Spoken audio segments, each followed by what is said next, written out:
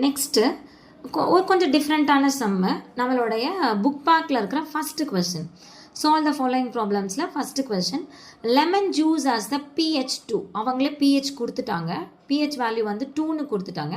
What is the concentration of H plus ion? H plus ion கேட்குறாங்களா? சரிங்களா? அப்போ given என்ன? pH கொடுத்துட்டாங்க 2. என்ன கண்டுபிடிக்குன்னா H ப்ளஸ். அப்போ ஃபார்முலா என்ன? pH equal to minus log 10 H plus தான் ஃபார்முலா. சரிங்களா? pHோட வேல்யூ 2, இங்கே மைனஸ் லாக் 10 H ப்ளஸ்ன்னு போட்டுட்டேன்.